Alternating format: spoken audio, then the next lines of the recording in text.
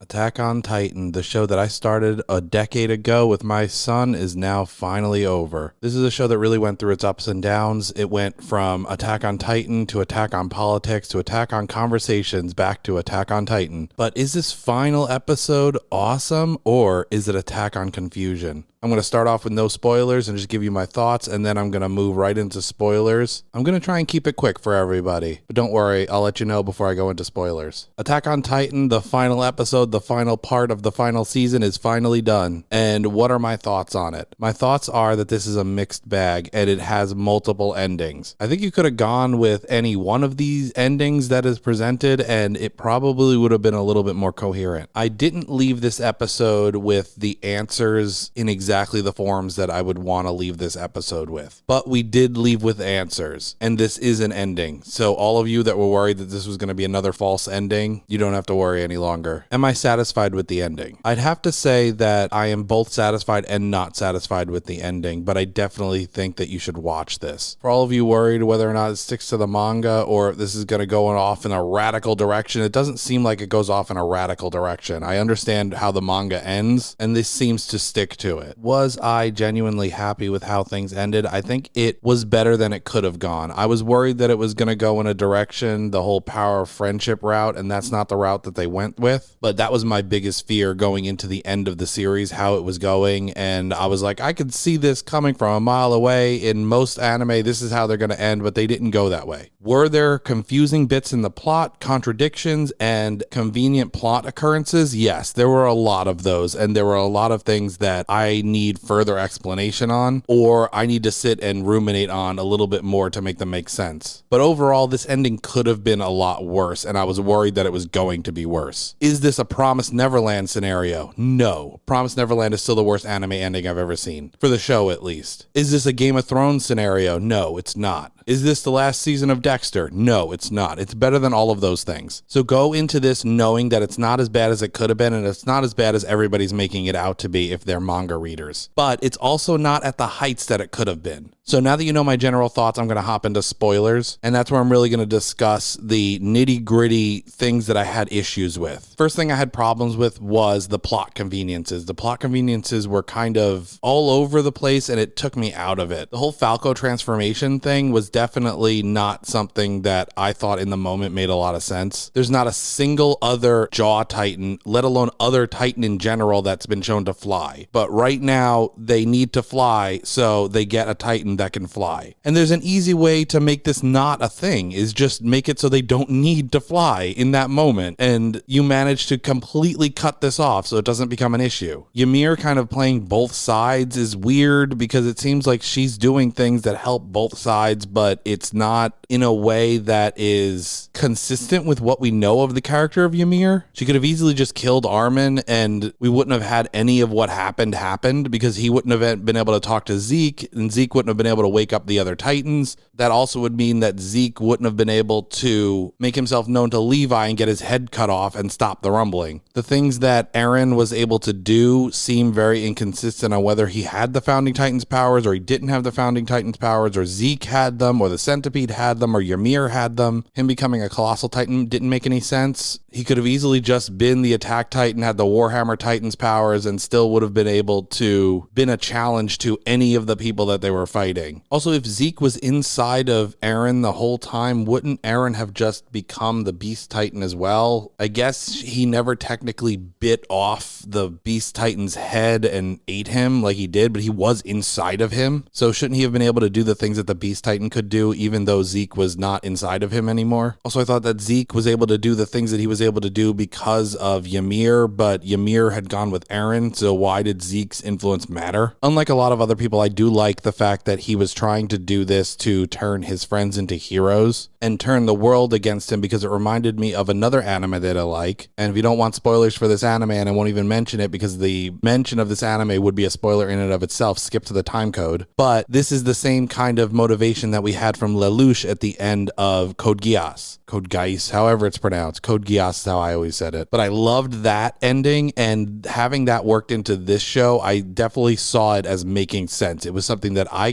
thought of a while back when we started seeing the path that Eren was going on, and I thought it would be a good way to make him still have a justifiable motivation. Though I'm not the kind of person that needed to be convinced by that, because I honestly agreed with Eren through a lot of his logic. I think a real strength of this show is you had characters that you identified with because they were the characters that you followed through the entire thing, and Eren is the biggest example of that. He was our main character through the vast majority of the show, arguably all the way till the end, and we are put in his shoes. We see the world from his perspective. So of course there's a part of us that wants to see the people that we are in the shoes of win in the end. It's easier for us to come along for the ride as he goes into these dark places. But getting to see him justify his actions and talk about his actions and his reasoning, and even that he doesn't want Mikasa to move on, is showing that he's still an immature young kid on the inside, despite everything that he's showing on the outside and everything that he's doing, and the fact that he killed 80% of the world's population. The strength of this ending is you can see how he got there, and you can see that it wasn't just him that caused this. It was hatred, it was bigotry, it was persecution, and it was putting people into a position where they didn't think they had any other way out. And in the long run, we don't get a happy ending. We don't get something that puts a nice bow on it, because we see that the cycle is going to continue. If you watch through the credits, you see that Mikasa gets to grow old, and she still wears that scarf to her dying day. Does that mean she didn't move on? Does that mean she didn't get to be happy? Who knows? She still gets to see Eren, I guess, because he's a bird. This would imply that his friends probably also lived long lives. We get to see during the credits that Paradis builds itself up, advances, gets all this technology, but war doesn't stop. War never stops. It is a cycle, and they are destroyed in the long run by missiles. He was never going to be able to stop war unless he managed to wipe out the entire planet, because war is a cycle and war is always going to be there. That is what this anime is trying to tell us. That is what the manga is trying to tell us. And the small victory that Eren might have achieved is also taken away from us, because we see that the tree where his head was buried grows to be a big tree with a cavern in the front, just like the one that Ymir walked through and somebody's about to walk in. So whether it's the founding titan or life itself, it's going to find a way, and this whole cycle is going to repeat. Does that mean that none of this meant anything? I don't think so. That just means there's more stories to tell, and there's always going to be more stories to tell, and I would have it no other way. We got a conclusion for the characters that we were following and the story that we were following, and if we expected the world to just stop having stories after that, then that's on us. This just means that this is a real world and there are more stories to tell, and I personally would love to hear more of them. So those are my thoughts on the final episode of Attack on Titan and the end of Attack on Titan as a whole. If you like what you saw here today, please hit that like button. Leave a comment down below. What were your thoughts on the finale? Are you an anime only person, or did you read the manga too? Subscribe to the channel so you don't miss any of this content going forward, and ring that bell so you know what's up, and we'll catch you in the next one.